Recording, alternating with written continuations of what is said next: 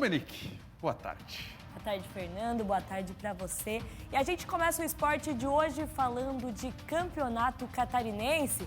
Nesse final de semana teve a 7ª rodada. E olha, tem times se destacando tanto positivamente quanto para o lado negativo. Bora ver os melhores momentos. No sábado, Ercílio Luz recebeu a equipe do Barra no estádio Aníbal Costa. O time da casa dominou o ataque e teve boas chances de abrir o placar. O gol do jogo saiu no segundo tempo, quando o Clayton aproveitou uma cobrança de falta na área e de cabeça colocou a bola no fundo das redes.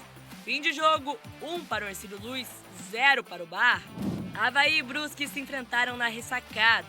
O Leão da Ilha iniciou a partida com mais intensidade e após boa jogada, Felipinho recebeu de Robinho e abriu o placar. Na etapa final, o Brusque voltou indo para cima. Olávio venceu a disputa com Roberto e cruzou para Cléo Silva deixar tudo igual no marcador. Depois do empate, o jogo ficou equilibrado e finalizou em 1-1. No domingo, Concórdia e Atlético Catarinense se enfrentaram. O jogo contou com muita confusão. Já no primeiro tempo, Riquelme recebeu o segundo amarelo e foi expulso. Com 1 a mais, a equipe do Oeste aproveitou e foi pro ataque. Juliano recebeu livre, invadiu na área e bateu cruzado para abrir o placar.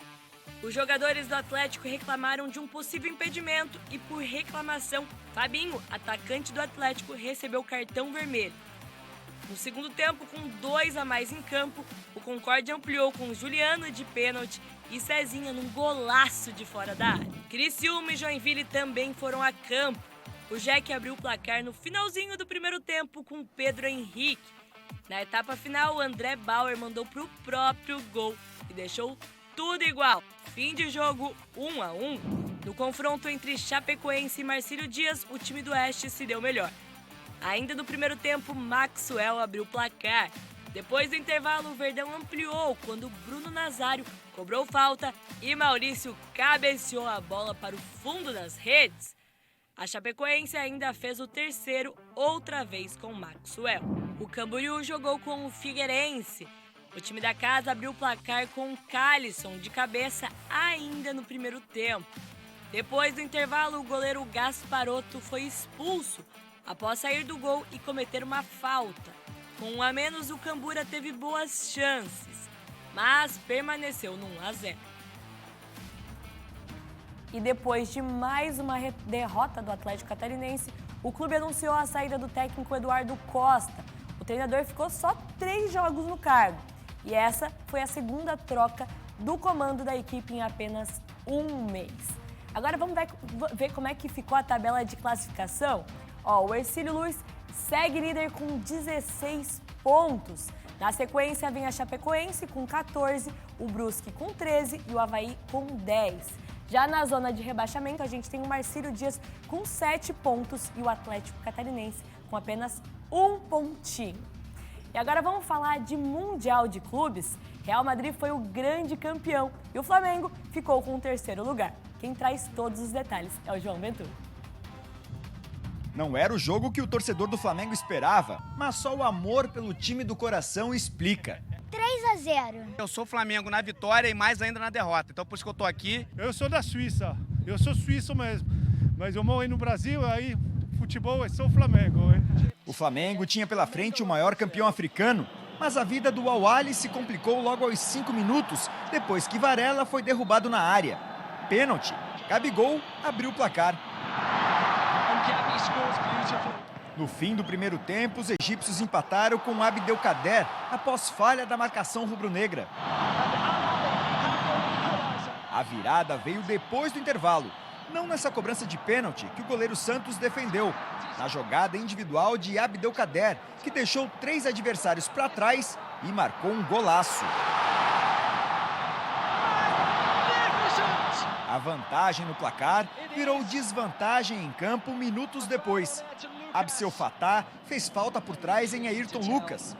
O árbitro de campo anotou pênalti, mas o VAR reconsiderou e viu que a falta havia sido fora da área.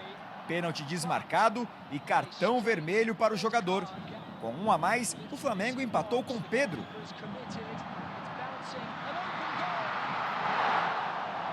e virou 3 minutos depois, quando a bola bateu na mão de Rani dentro da área. Pênalti. Gabigol de novo. 3-2. Nos acréscimos, Pedro anotou mais um, o quarto dele em 2 jogos. O artilheiro da competição. O que eu mais queria era o título, era chegar até a final. Infelizmente não deu, a gente fez possível, mas infelizmente não foi o suficiente. Agora essa vitória nos dá motivação a mais. O Flamengo iniciou a volta para casa logo após o jogo e tem chegada prevista ao Rio de Janeiro para esta madrugada. Como premiação pela 3ª posição no Mundial de Clubes, o Flamengo irá embolsar cerca de 12 milhões de reais. Mas internamente, a participação aqui no Marrocos é avaliada como mal sucedida. Quando não se conseguem os títulos é natural que a crítica surja. Quero ver uma equipa mais forte, mais agressiva, mais dominadora. É essa equipa que eu quero ver. O campeão do torneio foi o Real Madrid, que venceu o Al Hilal na decisão por 5-3. Vinícius Júnior marcou 2. Esse foi o 8º título mundial do clube espanhol, o maior vencedor da história.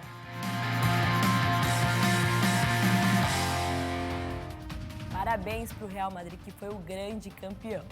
E o Brasil também foi campeão no Campeonato Sul-Americano Sub-20, após vencer o Uruguai por 2-0 nesse domingo.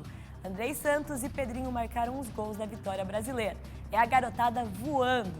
Também no domingo teve catarinense no pódio. O skatista Pedro Barros ficou com a medalha de bronze no Mundial de Skate Park. E o brasileiro Augusto Aico levou a prata. Então foi uma dobradinha no pódio. E nessa terça-feira está de volta a Liga dos Campeões. E as oitavas de final eu vou contar para vocês. Tem só jogão. Amanhã, por exemplo, o SCC-SBT transmite PSG e Bayern de Munique. E tem um convite especial para vocês. Olha só.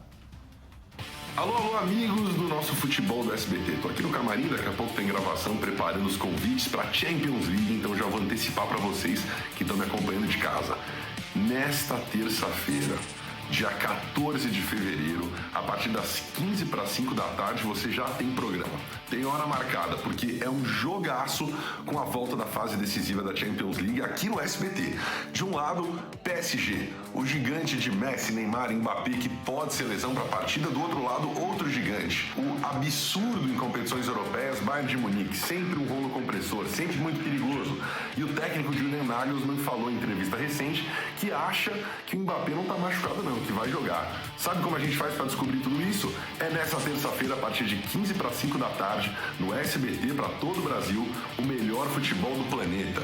PSG e Bayern, primeira partida da fase decisiva da Champions League. Estamos esperando você, porque futebol no SBT você já sabe, né? Amanhã, jogaço de bola, eu trago tudo para vocês. O esporte de hoje vai ficando por aqui. Até amanhã, Fernando. Obrigado, Dominique. Tchau para você.